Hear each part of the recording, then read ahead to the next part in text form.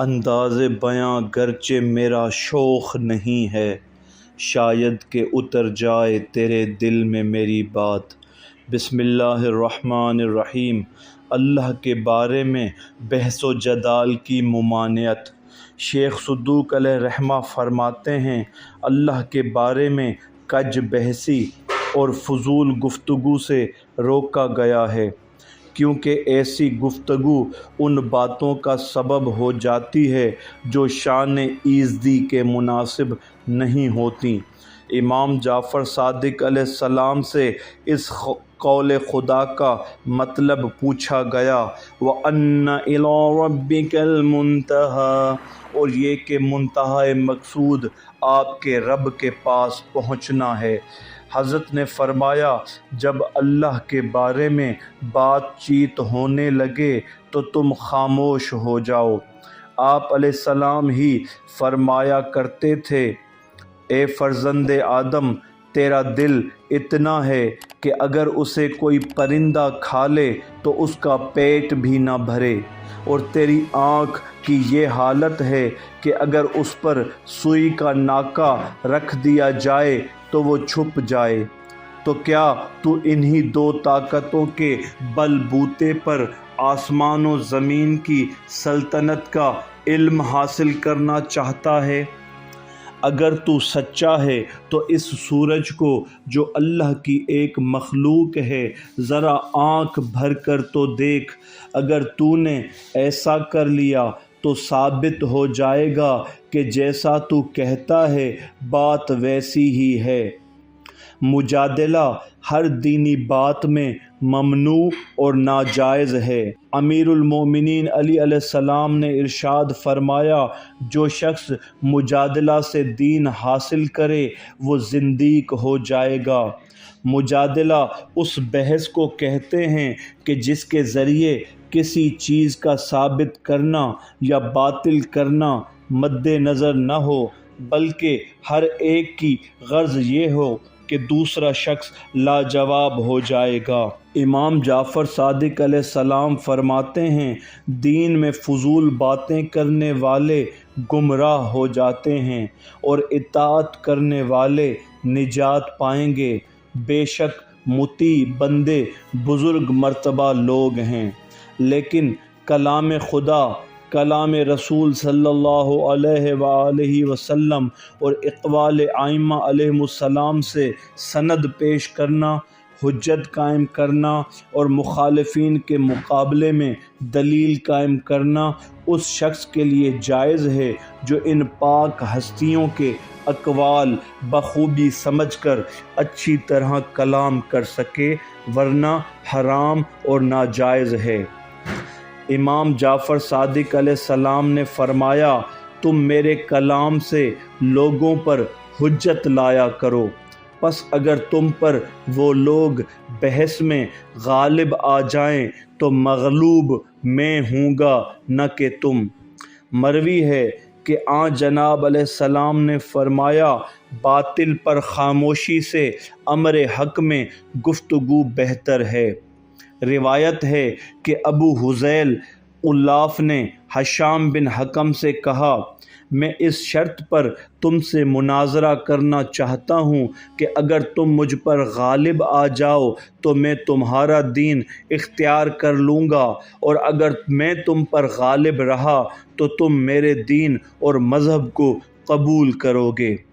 ہشام نے جواب دیا، تم نے انصاف نہیں کیا، بلکہ میں اس شرط پر مناظرہ کروں گا کہ اگر میں تجھ پر غالب آ گیا تو تو میرا مذہب قبول کرے گا، اور اگر تم مجھ پر غالب آئے تو میں طلب جواب کے لیے اپنے امام کی طرف رجوع کروں گا۔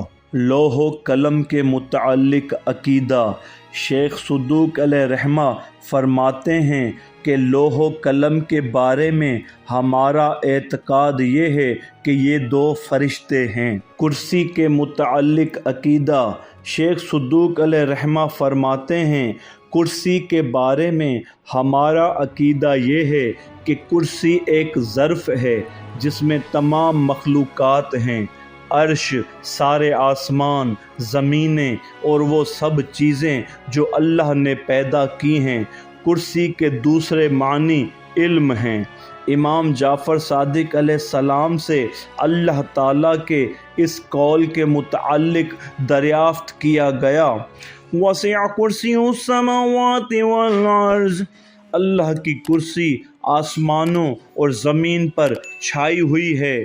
تو حضرت نے فرمایا اس آیت میں کرسی سے مراد اللہ کا علم ہے۔ عرش کے متعلق عقیدہ۔ شیخ صدوق علیہ رحمہ نے فرمایا، عرش کے بارے میں ہمارا عقیدہ یہ ہے کہ ساری خلقت کے مجموعہ کا نام عرش ہے، اور عرش کے دوسرے معنی علم خدا کے بھی ہیں۔ آیہ شریفہ الرحمن علی العرش استوی، وہ رحمان جس نے عرش پر اقتدار قائم کیا کے بارے میں امام جعفر صادق علیہ السلام سے دریافت کیا گیا کہ اس سے کیا مراد ہے۔ امام نے فرمایا، اللہ اپنی مخلوق سے یکساں نسبت رکھتا ہے، ایسا نہیں کہ ایک چیز اس سے قریب ہو اور دوسری دور ہو، لیکن وہ عرش جو ساری دنیا کا مجموعہ ہے، اس کے حامل 8 فرشتے ہیں کہ ہر ایک کی 8 آنکھیں ہیں، اور ہر آنکھ اتنی بڑی ہے کہ ساری دنیا کو ڈھانک سکتی ہے۔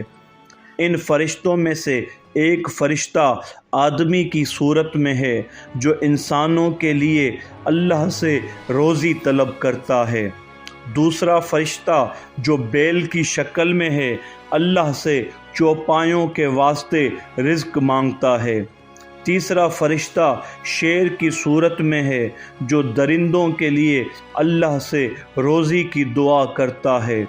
چوتھا فرشتہ مرغ کی ہیئت رکھتا ہے جو اللہ سے سارے پرندوں کے واسطے رزق مانگتا ہے۔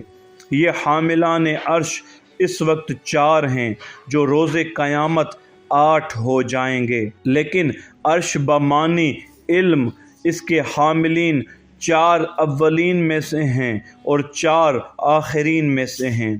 اولین میں سے 4 یہ ہیں: حضرت نوح، حضرت ابراہیم، حضرت موسیٰ، حضرت عیسیٰ علیہم السلام، اور آخرین میں سے 4 یہ ہیں: جناب محمد مصطفیٰ صلی اللہ علیہ وآلہ وسلم، حضرت امیر المومنین علی ابن ابی طالب، حضرت امام حسن اور حضرت امام حسین علیہم السلام۔ یہ مضمون ان احادیث کا ہے جن کی سندیں صحیح ہیں، جو ائمہ علیہم السلام سے عرش اور حاملان عرش کے بارے میں منقول ہیں۔ ان حضرات کے عرش بمعنی علم الہی کے حامل ہونے کی وجہ یہ ہے کہ جناب رسول خدا صلی اللہ علیہ وآلہ وسلم سے پہلے وہ انبیاء جن کی شریعتوں پر سب انبیاء عمل کرتے تھے اور ان کے توسط سے ان کو علوم حاصل ہوتے تھے، وہ حضرت نوح، ابراہیم، موسیٰ و عیسیٰ علیہم السلام ہی تھے۔ اسی طرح جناب محمد مصطفیٰ صلی اللہ علیہ وآلہ وسلم حضرت امیر المومنین علی ابن ابی طالب، امام حسن اور امام حسین علیہم السلام سے علوم منتقل ہو کر بعد والے 9 ائمہ علیہم السلام کو حاصل ہوئے۔